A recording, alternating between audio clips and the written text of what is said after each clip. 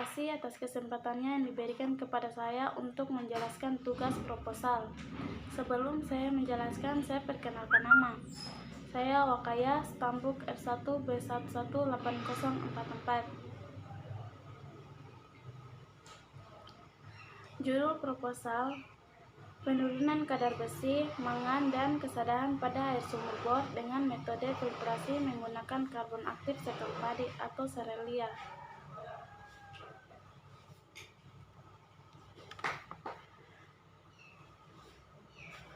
Pengertian air. Air merupakan kebutuhan yang mendasar bagi makhluk hidup. Air yang digunakan harus memenuhi syarat dari segi kualitas maupun kuantitasnya.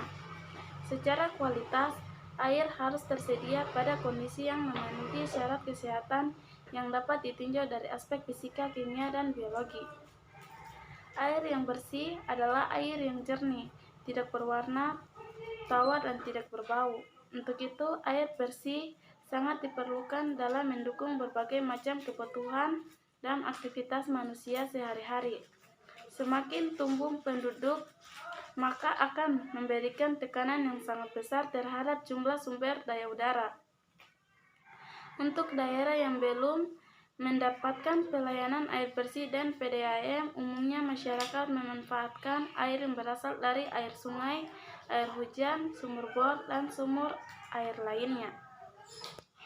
Ciri-ciri adanya kandungan besi dan mangan di dalam udara yaitu menimbulkan warna kuning, bau, rasa bercak pada dinding sumur atau bak, dan kekeruhan. Berdasarkan pengamatan langsung, kondisi fisik pada beberapa air sumur bor yang mengandung zat besi dan mangan, karena pada dinding sumur terdapat bercak kuning, warna air kekuningan, keruh, dan memiliki bau yang khas seperti bau logam. Dari ciri-ciri tersebut dapat diabaikan bahwa air sumur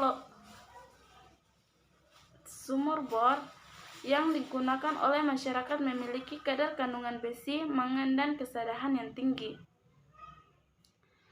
Air sumur bor yang berkapur tentu saja sangat tidak diinginkan dan berdampak negatif. Sebab selain rasa, air yang mengandung kapur tidak enak. Pada penggunaan jangka panjang, air sumur yang mengandung kapur tulis dapat mendukung berbagai macam gangguan kesehatan dan timbulnya bermacam penyakit bagi tubuh yang mengonsumsinya.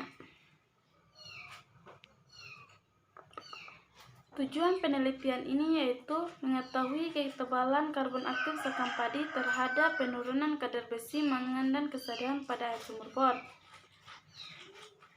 2. Mengetahui pengaruh temperatur aktivitas karbon aktif sekam padi terhadap penurunan kadar besi, mangan, dan kesadaran pada air sumur bor.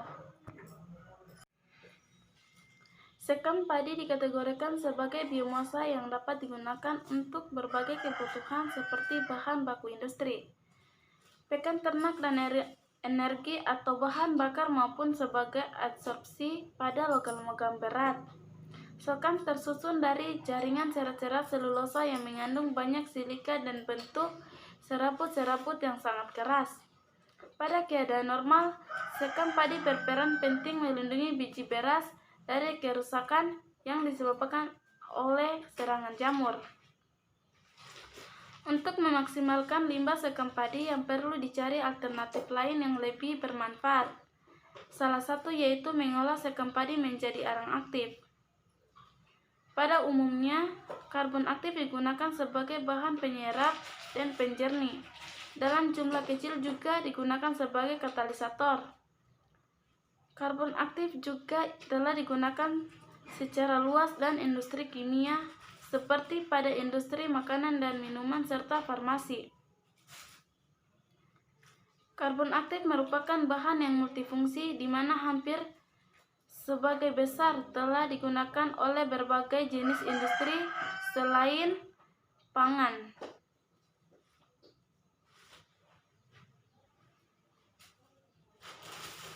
Selain digunakan pada industri pangan, juga digunakan pada industri non-pangan.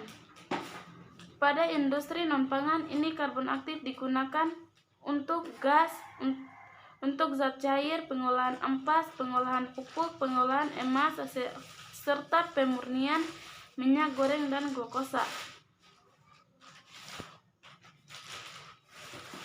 Oleh karena besi dan mangan merupakan logam yang sering bersamaan keberadaannya di alam maupun dalam air, maka penulisan tertarik untuk mengembangkan penggunaan karbon aktif sekam padi dalam menurunkan kadar mangan air sumur gali. Kedua, air bersih. Air bersih adalah yang mengurus kesehatan dan harus terlebih dahulu sebelum diminum.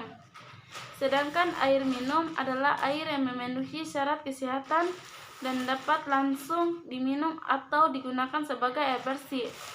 Syarat-syarat yang ditentukan sesuai dengan persyaratan kualitas air, fisika, kimia, dan biologi.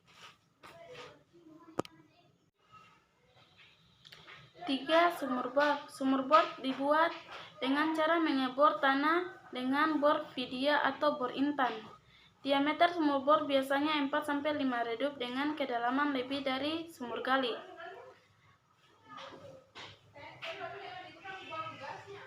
Pada tanah berpasir, kedalamannya 40-50 meter dengan air naik 5-7 meter dari permukaan tanah.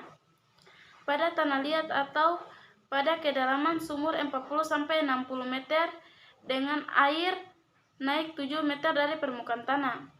Sementara pada tanah berkapur, kedalaman sumur lebih dari 60 meter dan tanah berbukit lebih dari 100 meter.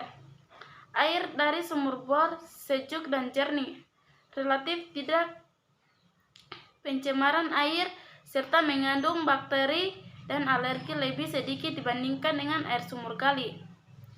Air ini pun harus diendapkan terlebih dahulu minimal selama 12 jam untuk diaerisasi sehingga kandungan Osteria root. Lebih baik dibuat dengan cara mengebor tanah dengan bor vidya atau bor intan. Diameter sumur bor biasanya 4-5 redup dengan kedalaman lebih dari sumur gali.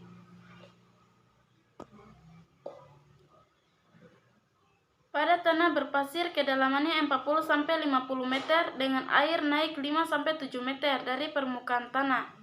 Pada tanah liat atau pada kedalaman sumur 40-60 meter dengan air naik 7 meter dari permukaan tanah.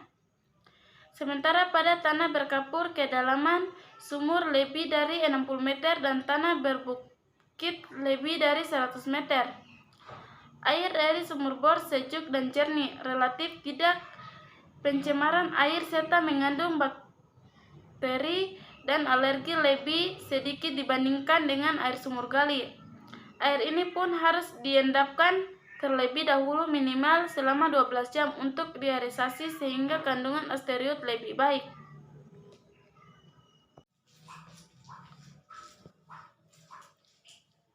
Sekian presentasi saya. Jika ada salah kata mohon dimaafkan. Saya akhir kata, wassalamualaikum warahmatullahi wabarakatuh.